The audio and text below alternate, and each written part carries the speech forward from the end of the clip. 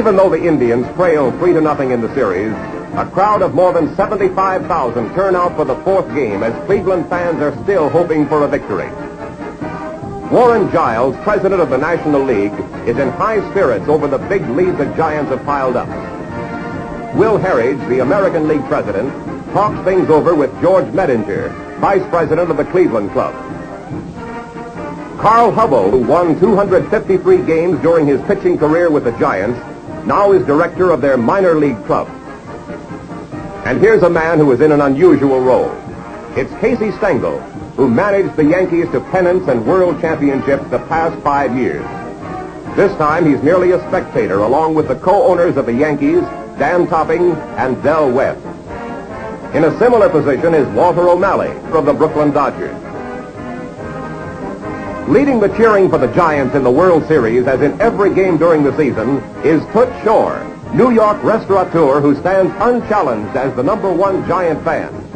Shore and owner Horace Stoneham of the Giants happily discuss the impressive work of the New Yorkers who have placed the Indians in a desperate backs-to-the-wall situation. Manager DeRocher will bid for a 4-game sweep by sending Don Liddle, stout-hearted southpaw from Mount Carmel, Illinois, to the mound. Manager Lopez of the Indians, trying desperately to stem the Giant tide, comes back with Bob Lemon. After a scoreless first inning, Thompson leads off for the Giants with a walk in the second.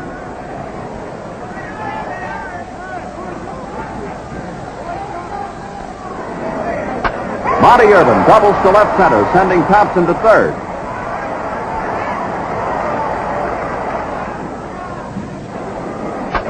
Williams lines to Wertz, and when the big first baseman throws wild, trying to double Irvin off second, Thompson scores, and Irvin takes third.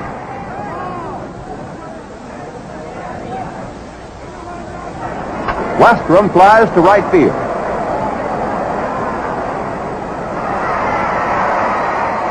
But Wally Westlake drops the ball, and Irvin scores, giving the Giants a 2-0 lead.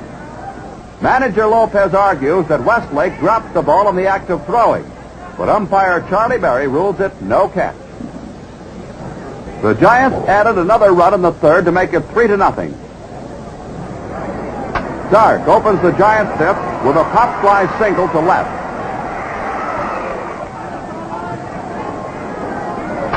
Mueller singles to right for his third straight hit, sending Dark to third.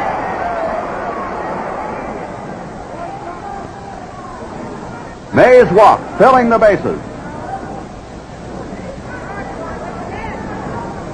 Manager Lopez replaces Lemon with the veteran southpaw Hal Newhouser.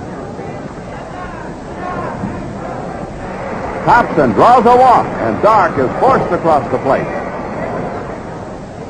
This brings up Monte Irvin. Irvin singles sharply to left, scoring Mueller and Mays. This leaves runners on first and second. Lopez calls in his young right-hander, Ray Narleski, to try to cool off the flaming Giants. Williams moves the runners along with a sacrifice. Westrum lifts a sacrifice fly to Westlake that scores Thompson.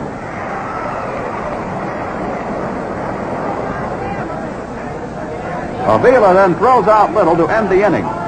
But the Giants had paraded 4 runs home, and they lead the Indians 7-0. Don Liddle disposes of the first 2 Indians in the 5th inning. Dente is safe on a grounder to Lockman when Liddle fails to touch first base as he covers the bag. Hegan is safe at first on an error by Williams.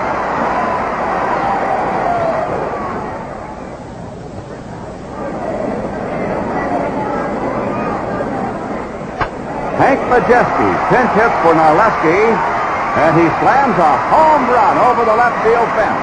It tallies Dente and Hegan ahead of him, and the score is Giants 7, Indians 3.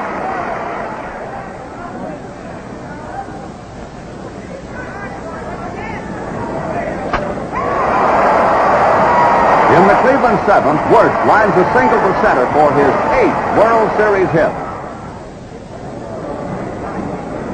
Liddle retires the next two batters, but Hegan keeps the rally alive with a single to left, and Wertz stops at second. Rudy Regalado bats for Don Mossy, who had pitched the 6th and 7th inning. Regalado singles to score Wertz.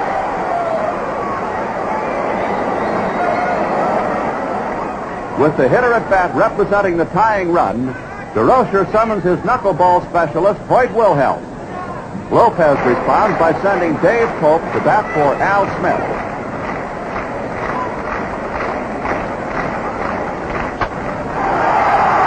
Pope slaps the ball directly back at Wilhelm to end the inning, and the Giants still have a 7-4 margin.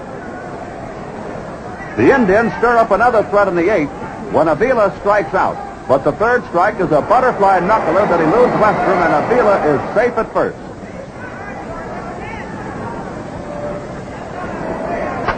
With one away, Rosen singles to left center, and Avila takes third, while Mays races in front of Irvin and scoops up the ball like an infielder.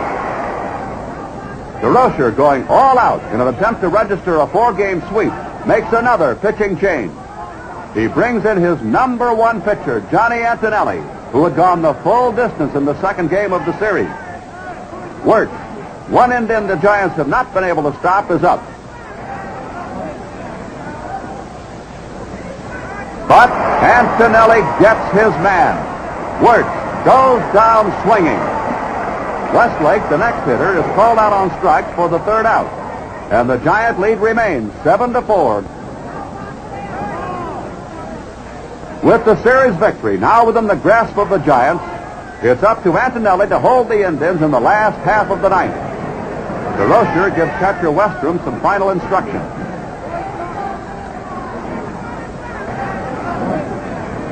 There's a ripple of excitement in the stands when Dente opens with a walk. But Antonelli quickly regains control, and Hegan fouls out to Lockman.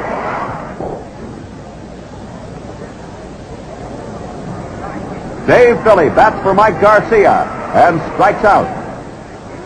Lopez sends up another pinch hitter, Dale Mitchell. And he fouls to Thompson to give the Giants the game 7-4 and the series by a stunning 4-game sweep. In smothering any ideas of a late Indian uprising, Antonelli fanned 3 of the last 6 batters and didn't allow a ball to be hit out of the infield. It's a triumphant moment for Horace Stoneham, president of these world champions of 1954.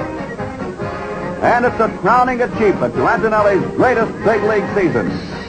In the clubhouse, bedlam breaks loose as television crews, photographers, and newspapermen endeavor to record the scene. The overall spirit, aggressiveness, and resourcefulness of the team, plus the superb leadership of Leo DeRocher, brought the world championship to the New York Giants. Cleveland's fans solemnly leave the stadium. But there's always another tomorrow for baseball's faithful. The Giants, who were in a hurry to end this series, keep up their speed motto, landing at New York's LaGuardia Field only a few hours after their spectacular play. The Giants came from 5th place in 1953 to the pennant and world championship in 1 year. So ends another World Series, the 51st. And we'll be back again next year for the always thrilling story and pageantry which only the World Series can provide.